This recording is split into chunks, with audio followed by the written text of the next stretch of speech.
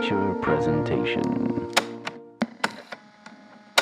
I wanted to start by saying I cannot get Casey and JoJo's All My Life out of my head. I think what, Nice. Quincy Tyler Bernstein does in that scene is Yeah. really wonderful in terms of bringing both levity, but also feeling like there's a defense mechanism there in Mhm. terms of how that character, Nora Washington, what she's gone through.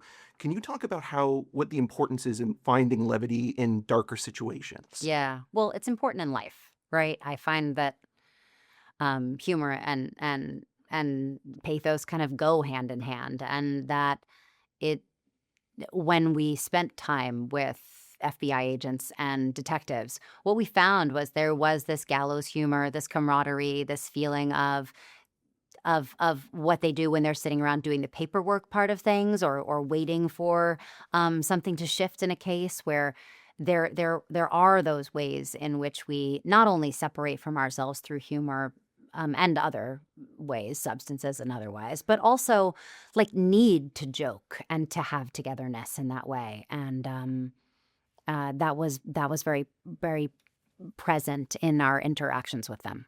Absolutely. There's something I wanted to talk to you about because I think you do something very specific here.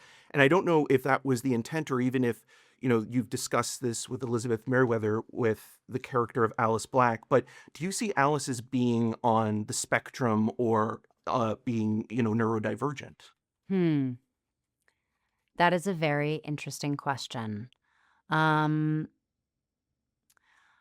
I had imagined that Alice has found coping mechanisms for all the things that she's been through in her life, and that um, she can hyper focus and become very obsessive, that she has obsessive tendencies, but I'm not sure that there's a specific diagnosis. I don't think she's been diagnosed, but there are definitely compulsive tendencies and ways in which she has split off from herself and needs a certain level of intensity to cut through. So, but the spectrum is massive. So I think that there are certain like tendencies that are felt there, and talked to a lot of psychologists about what that would be.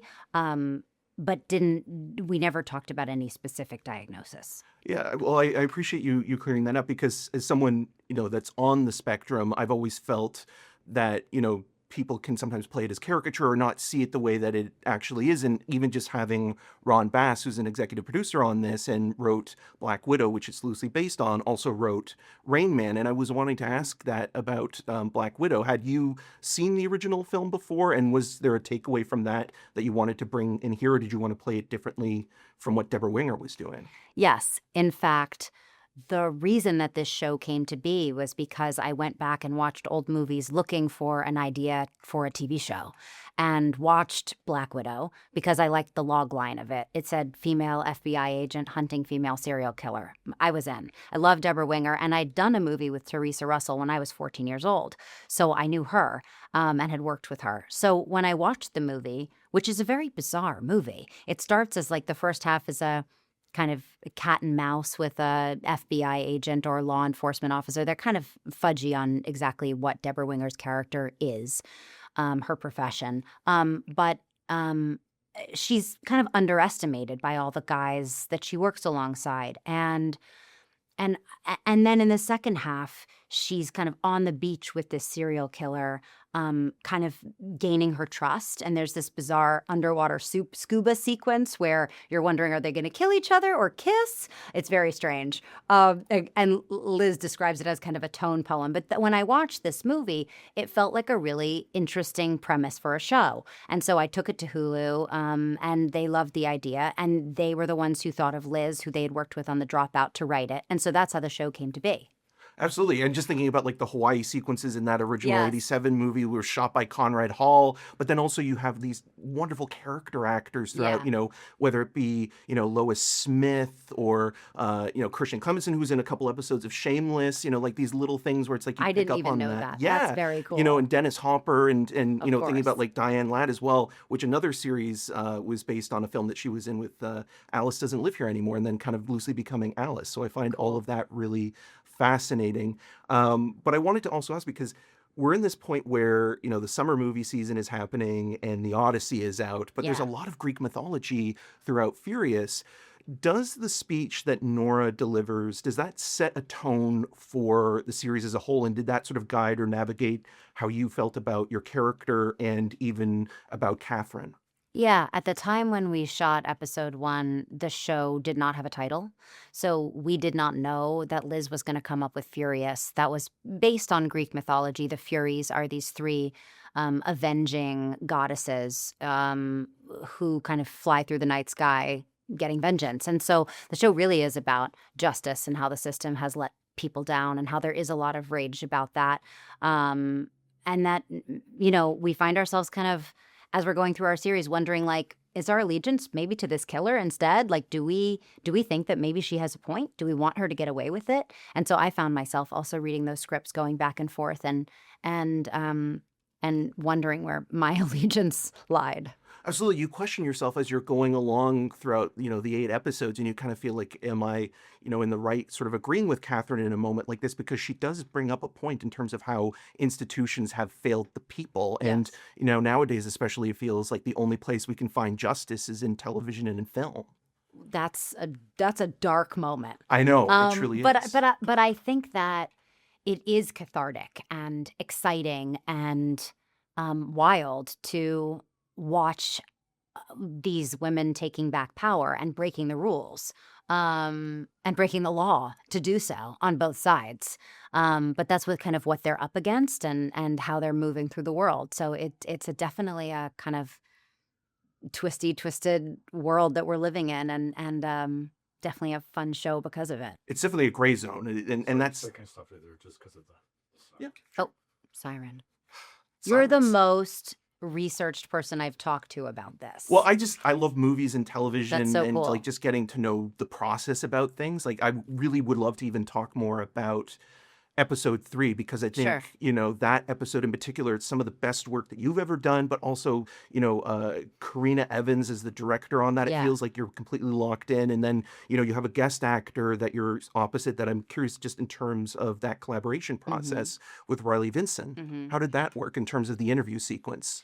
Yeah, I mean, it's anytime you have a child actor on set who's being asked to do things that are emotional, there's a tenderness about it. And I feel particularly tender because I was a child actor doing all those kinds of things. So, the mom and the producer in me is like, so what do we have planned for after this scene? And really, she said, well, I don't know. What do you mean? And I said, well, these are tricky scenes to do. Do you have like a reward or something that you're getting after? And she was like, I don't think so. Like, what do you mean? And I was like, what do you want to do tonight? And she's like, well, I kind of want to get Mexican food.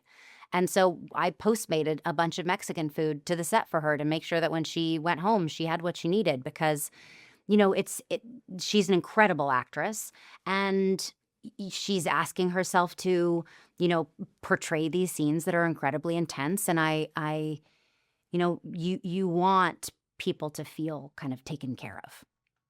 Yeah, and you feel that in the moment and in the performances as well, because there is the sense of, how far you're going to push, but also, even other people watching you in another room, there's kind of this heightened awareness of it all that I think is really fascinating, from the point of view of even, Karina Evans, who's directing that Yeah. sequence. Karina is an incredible person, Canadian, by the way, from Toronto. And also former actor, too. Former actor, yeah. And she's an amazing director with such sensitivity and nuance and depth and goes in on the draft and wants to talk about every which way something could be. And I'm so glad that you brought her up because she's such a powerhouse and an incredible director. And, anytime you have women telling women's stories, it feels very, very powerful, I think. Absolutely. And again, that sequence is so well directed and performed, and it feels like you're completely locked into that moment, and everything else around you, it just kind of goes away. And I think like that's a great combination of both entertainment but also being very much, mindful of the story that you're telling. I only have about a minute left, and I did want to ask because I think there's been a reappraisal recently of Joel Schumacher, specifically with movies like Falling Down getting a re-release on 4K. Was he as large as he was in his like, you know, watching him on interviews and things like that as a director, because he just seems like he was such a buoyant personality. Yes. But on set, I'm curious about that. Yes. Larger than life, very over the top. Loved the scene of it. Like really loved opulence, loved beauty, loved capturing it, loved to make everything feel kind of, I don't know, romantic in a way. And I feel very romantic about my time with him. Not that we were romantic, we weren't, but I mean, I was like 17 making that movie, and everything did feel kind of magical with him. Yeah, it's one of those films where I think like a lot of people go back and realize, oh, that's, it's an early film for you, but it's an early movie for Patrick Wilson and Gerard Butler, and he also was just somebody that really brought in younger talent and saw something in them, whether it be Colin Farrell in Tigerland or Yeah. the cast of the Lost Boys. So, Emmy, thank you so much for taking the Thank time you. to talk to me. I Really really appreciate appreciate it. Yeah, that was awesome. Thank you.